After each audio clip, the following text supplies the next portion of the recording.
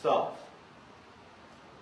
So our minds, our brains, they were structured in a particular way so that once we gain the experience, right, once we have the experience, we can kind of get this concept. And the reason we can get this concept is not from the sense experience itself. In other words, we are not getting it exclusively, okay, from the perceiving of a particular object or whatever. We're getting it with a connection between this perception and the way that we are wired as rational creatures.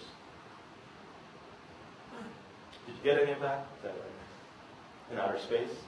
So here's an example. Kant talked about the a priori, or a priori at the time, you know how you pronounce it.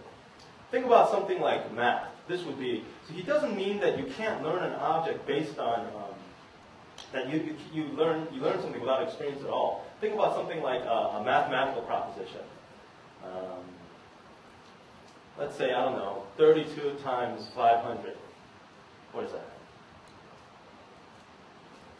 Engineers, come on. 32 times 500, what is it? 16,000? Okay. 16,000, okay. That particular sentence, okay, 32 times 500 equals 16,000.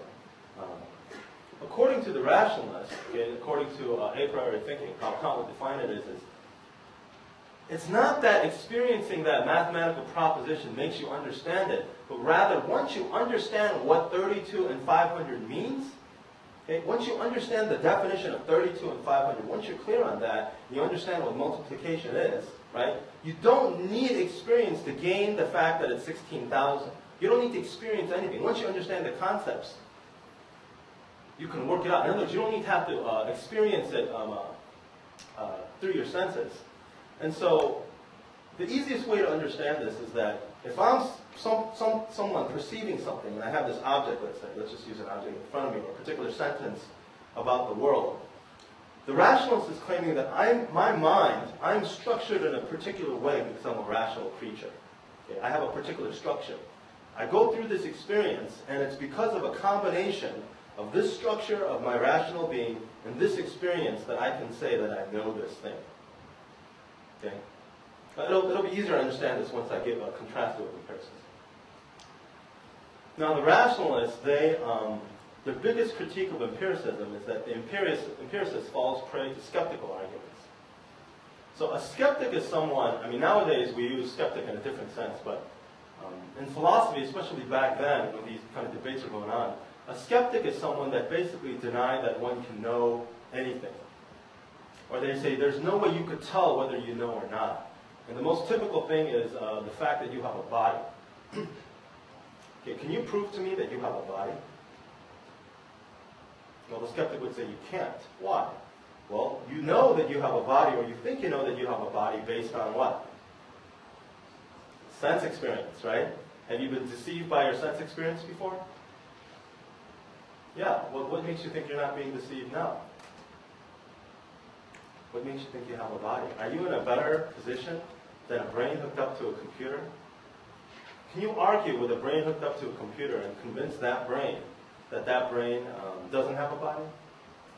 And so on and so forth. So the empiricists, they claim, the rationalists typically claim, they fall prey to these kind of skeptical arguments. Again, the reason is because all there is sense experience. Let's look at the empiricists. The dominant figure in empiricism was David Hume. Dominant figure. Now Hume had this funny story. Actually, Descartes had this story. Descartes, he would have been an empiricist, but he had a belief in God, and God kind of guarantees that that our structure was a particular way. But David Hume, one day was thinking about all these skeptical arguments. He was a deep skeptic. And after all, he started asking these questions like, does anything exist at all? I mean, is the world really out there? And you know what his solution was? He says, well, then I play some chess, I go down to the pub, I drink with my friends, and then everything's okay. I mean, that was his answer to the deeply troubling skeptical arguments that he gave. Because he really thought, as a skeptic, that you couldn't get out of it philosophically. And so he removes himself by, again, playing some chess, having a beer with some friends, and then all of a sudden, okay, I feel better. Now here's what the empiricists claim. This is more of a classic empiricist. empiricism. Modern empiricists, their arguments are actually quite sophisticated, but the classical empiricists, of which David Hume is kind of the paradigm source, sense experience is the ultimate source of all our concepts and knowledge. So if we compare and contrast with right here with the rationalist claims that the experience do not provide us with the knowledge itself. The empiricists will say they do provide us with the knowledge itself, because all we have are sense experiences. Okay, let me stop here. Do you see the key difference between the two of how knowledge comes? If you have questions, this is the time to ask. I want to park it here to make sure. Yes? Does either require, would they say that knowledge exists outside of the person? Or would they both require some process of it? Can you know, in other words, can you know something without any mind? Is that what you're asking? Would something still be true even if there wasn't someone around to think about it? Sense? So this is the philosophy 101 question. If a tree falls in the forest and it's not there, would it make a sound? But that's what you're asking, right? Yeah. Did you ever see the Simpsons episode? Could God create a burrito so hot that even he couldn't eat it? Okay. Yeah, I mean, that's a good question. And I think that if you're an empiricist, you don't have to answer this way, but one way you could answer is what we mean by hearing is that someone's there to perceive it. So I think that's actually an independent question of whether you're a rationalist or empiricist. Because you can even say as a rationalist, well, what do you mean by perception? Well, by perception, we mean that me perceiving something, that's what I mean by perception. So yeah, that's actually an independent question. Good question. Okay, is everyone clear on this? Yes? Like for your example for the rationalists about 32 times 500, but in order to know numbers or quantifiable things, wouldn't you have to have the experience first of knowing this is one object, this is two objects? Right. So this is why Kant, he never said that you can know things independent of sense experience. What he means is once you grasp the concepts of 32 and 500, okay, and what it means to multiply something, let's do something even more basic. 1 plus 1 is 2. Okay? Once you grasp the concept of 1 and addition, right, you know 1 plus 1 is true without any experience. That's what he's saying. He's not saying that you don't need the experience at all to grasp concepts. He's saying once you grasp the experiences, once you get... So the rationalist isn't claiming that you know things without experience. This is their key claim. The experiences, the sensual experiences, do not provide us with the knowledge itself. That's their example. You see the difference? So once you kind of gain it, of course you need experience in the world. You need sense experience, right? When you got to see things, touch things, hear things. So Kant isn't saying that you just come independent. You're born with all these concepts built in. But as a rationalist, there's some concepts that once you just get the experience of it, you don't need any further experience to understand it. Again, 1 plus 1 equals 2 is the best example of that. But the key thing is that the rationalist claims that the experiences do not provide us with the knowledge itself. They're not claiming that you don't need sense experience to know things. You see the difference? Did I explain it? You see the difference? Yeah.